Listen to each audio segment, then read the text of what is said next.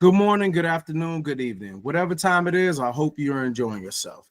You're here with Neil, and we are going over the mandate for leadership, the conservative promise.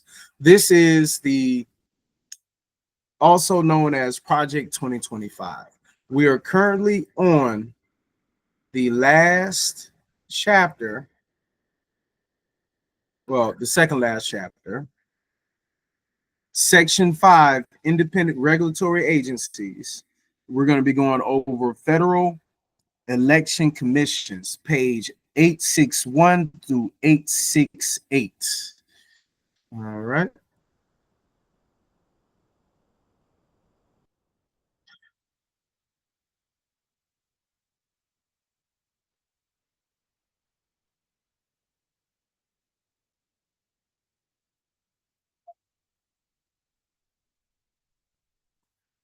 29 Federal Election Commission Hans von Spakovsky Mission / Overview. The Federal Election Commission, FEC, is an independent federal agency that began operations in 1975 to enforce the Federal Election Campaign Act, FECA, passed by Congress in 1971 and amended in 1974. 1 FECA governs the raising and spending of funds in all federal campaigns for Congress and the presidency.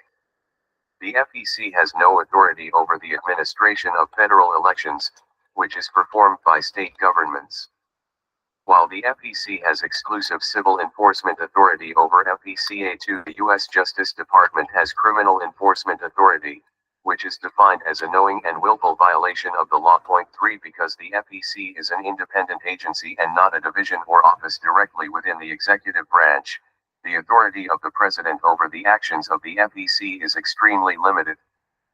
As former FEC Commissioner Bradley Smith has said, the FEC's regulation of campaign finance deeply implicates First Amendment principles of free speech and association. For the FEC regulates in one of the most sensitive areas of the Bill of Rights, political speech and political activity by citizens, candidates, political parties, and the voluntary membership organizations that represent Americans who share common views on a huge range of important and vital public policy issues. Needed reforms. Nomination authority. The president's most significant power is the appointment of the 6 commissioners who govern the FEC, subject to confirmation by the U.S. Senate. Commissioners may only serve a single term of 6 years, but 862 mandate for leadership, the conservative promise, because they stay in office until a new commissioner has been confirmed.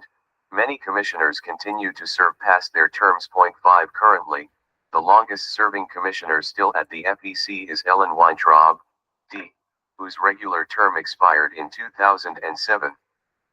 Under FECA, no more than 3 commissioners may be from the same party. 6 While that means that a commissioner could be an independent or a member of the Libertarian or Green parties, in practice, this has meant that the FEC has always had 3 Democrat and 3 Republican commissioners. 7 There is a long-held political tradition since the FEC's founding that when a commission slot held by a member of the opposition political party opens up, the president consults with, and nominates, the chosen nominee of the opposition party's leader in the Senate. In exchange, the Senate party leader and his caucus agree to approve the president's nominee to fill an empty position for the president's political party. It has also been customary to advance the 2 nominees of the differing political parties at the same time. This bipartisan pairing has historically permitted easy confirmation of both parties' selectees.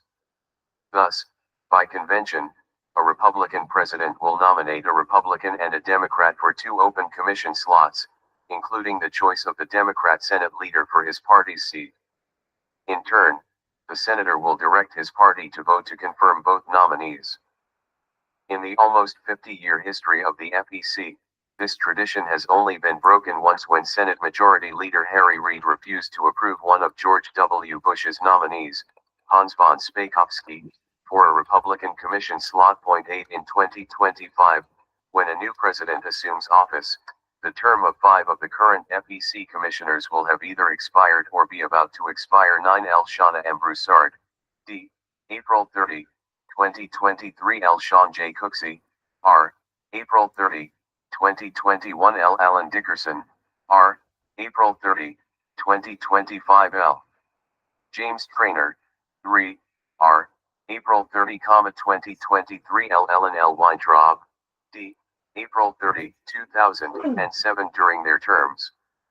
The three Republican commissioners have demonstrated with their votes and their public statements that they believe the FEC should not overregulate political activity and act beyond its statutory authority, construe ambiguous and confusing provisions against candidates and the public instead of the government, and infringe on protected First Amendment activity.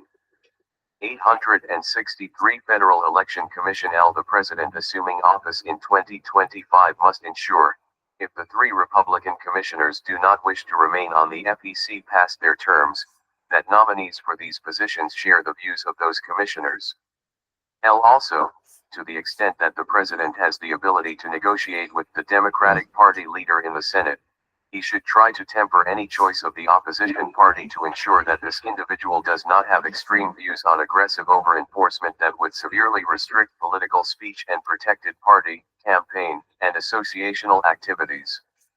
U.S. Department of Justice/FEC-related activities.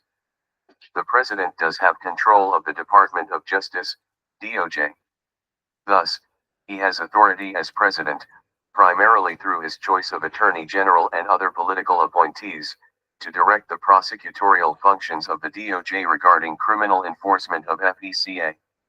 Such investigations and prosecutions are carried out by the Public Integrity Section of the Criminal Division, with the assistance, coordination, and help of the offices of U.S. attorneys in whatever state an alleged violation occurs. L. The President must ensure that the DOJ, just like the FEC, is directed to only prosecute clear violations of FECA. The department must not construe ambiguous provisions against the public instead of the government or apply FECA in a way that infringes on protected First Amendment activity. It should be but is not always obvious to overzealous government prosecutors that if a federal law is confusing, it would be unjust to prosecute individuals who are unable to determine if they are violating the law. L. The President should direct the DOJ and the Attorney General not to prosecute individuals under an interpretation of the law with which the FEC, the expert agency designated by Congress to enforce the law civilly and issue regulations establishing the standards under which the law is applied, does not agree. L. In making prosecution decisions, DOJ should be instructed to consult and consider all official actions by the FEC that interpret the law, including prior enforcement actions, regulatory pronouncements, and advisory opinions, just as private practitioners, the public, and political actors must do. 864 Mandate for leadership. The conservative promise: it is fundamentally unfair for the DOJ to prosecute an individual for supposedly violating the law when the FEC has previously determined that a similarly situated individual has not violated the law. Furthermore, this rule should apply even when there is a tied or 3-3 vote by the FEC commissioners, whether in an enforcement action or an advisory opinion, since under the statute, the FEC cannot take any action unless there are 4 affirmative votes. Again, it seems obvious that if the commissioners designated by Congress to interpret the law are unable to determine what the law requires, then it is unfair to prosecute a citizen for violating that law. The DOJ should not engage in criminal prosecutions that stretch legal theories and defy FEC interpretations and regulations.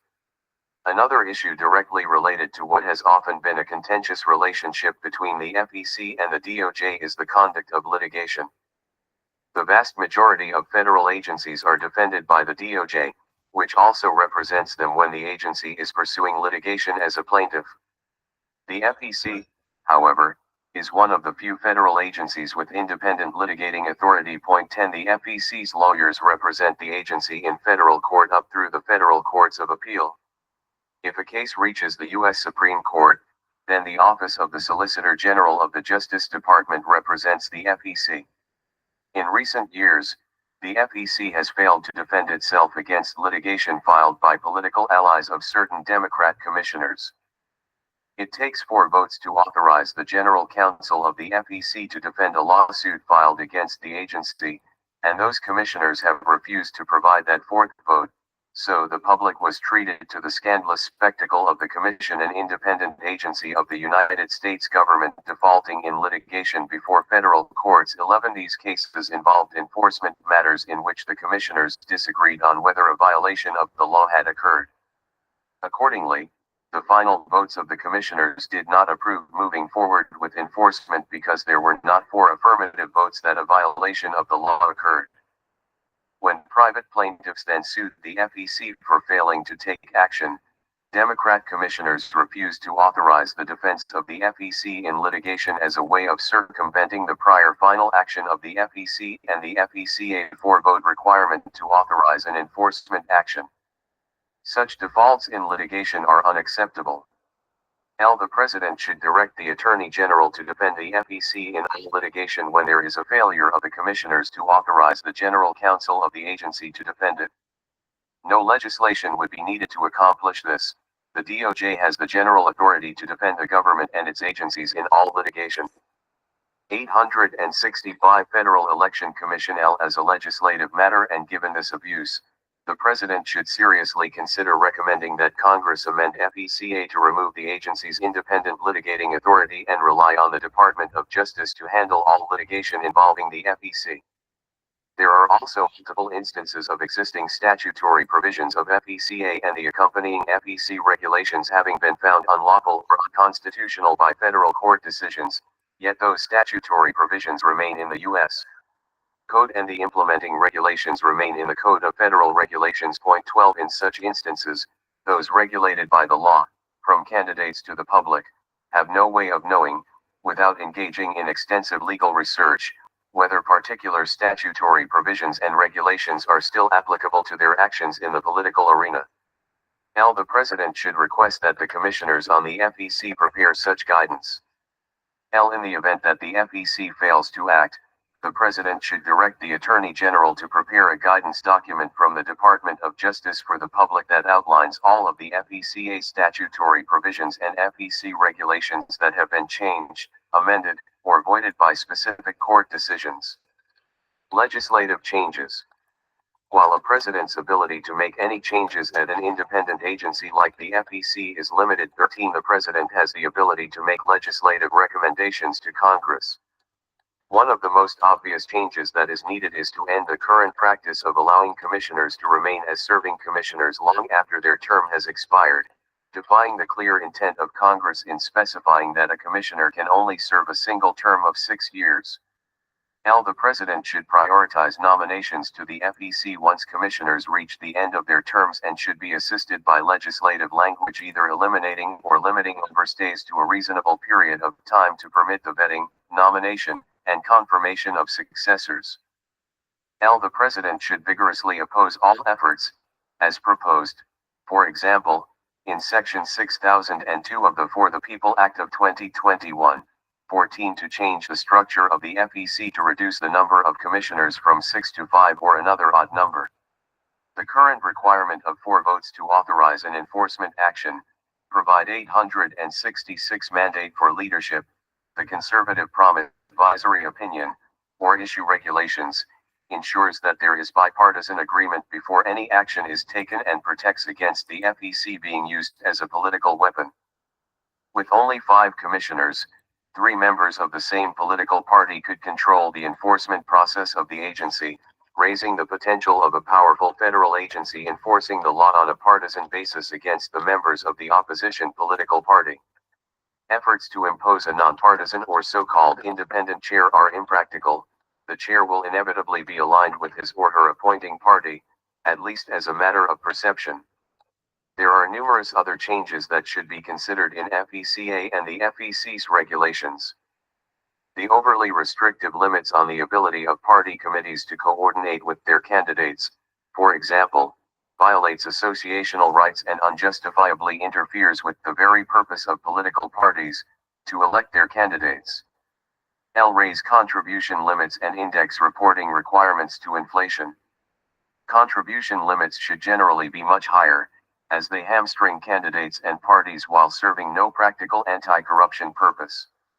And a wide range of reporting requirements have not been indexed to inflation, clogging the public record and the FEC's internal processes with small dollar information of little use to the public.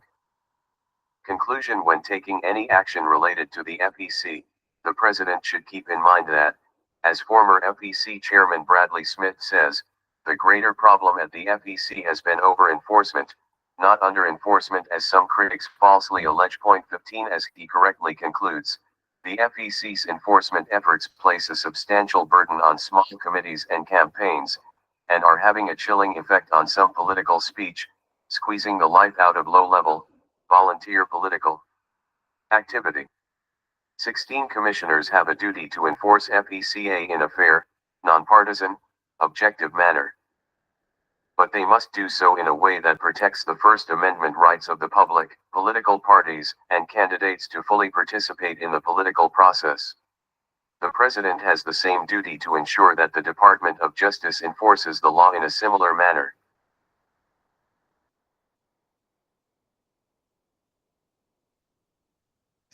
All right, so let's go ahead and talk about the best parts and worst parts of these proposals. So the best part of this proposal, timely nomination, prioritizing the nomination of commissioners to prevent overstays and ensures the FEC operates as intended. Number two, clear guidance on FECA, recommending the FEC or DOJ provide updated guidance on statutory provisions affected by court decisions to reduce confusion. Number three, opposition to structural changes, advocating against reducing the number of commissioners, which could lead to partisan enforcement. Number four, raising contributions limits, suggesting higher limits and indexing them to inflation to reduce unnecessary burdens on candidates and parties. Number five, fair enforcement, emphasizing the need for enforcement that protects First Amendment rights and avoids overreach. This is good in nature from what the proposal states. Practice is different. Worst parts of this proposal: independent litigating authority removal, proposing to transfer the FEC's litigating authority to the DOJ, which could undermine the agency's independence.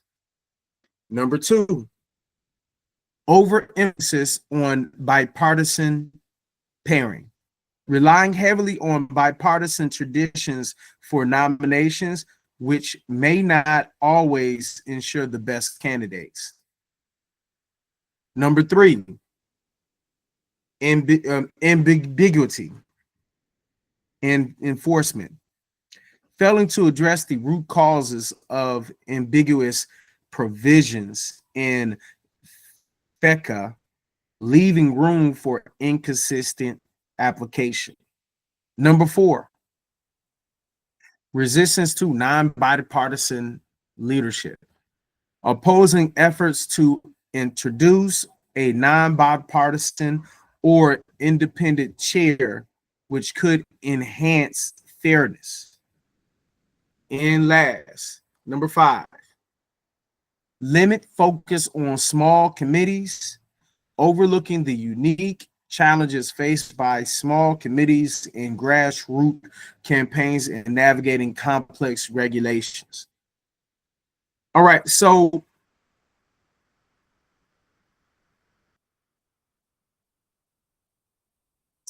there's always good and there's always some bad and most kind of proposals. So that is one reason why I'm looking at the pros and cons, and then we can kind of figure out, okay, so this administration wants this, so we're good with this, but these are the things we really need to combat. And so that's kind of like the reason why it's good to kind of understand what the administration is doing, especially when it is kind of going against the norms that people like, because predictability helps the market. And then when you have insider information, insider trading, and then all of these safeguards that, but yeah, let's move. I'm gonna move on. So we're almost done we have one more chapter, and then we have the onward chapter. So it's really like two, but I'm only giving the one, and the other one's more like an index glossary type thing. Just because it's a chapter, it's really treated like a, table of context, and a, and so on and so forth. So I really appreciate whoever is really trying to understand this mandate, and we are all trying to understand a little bit better. With that being said, join your local 50501 chapter near you, Southern Crescent. Go ahead and join the Resistance Lab. It is something that is supposed to help us fight the mandate as far as understanding the plans and what's going on with it. After I'm done with this, I will be going through their training myself. Then any kind of thing like hands off, make it a point to show up every Saturday to Tesla takedown, bare minimum. If you don't do anything, show up to your nearest Tesla dealership, have whatever kind of loud, not really loud speaker, but as long as you have music playing, and then I believe some of it is between 10 a.m. to then 3 or 4. Normally it's 2 to 4 at Fayetteville, Georgia, and then it's like 1 to like 3 in Atlanta, and then there are places in Florida. So let's lock into your local. Eventually, we have to come to DC. That's gonna have to be. That's what's gonna have to happen. With that being said, like, comment, share, subscribe. Make it a point to get in the debate. Let's talk about it. I'm willing to talk to anybody as long as you're not trying to. With that being said, this is Email clocking out, and this is Food for Democracy, and this is for democracy.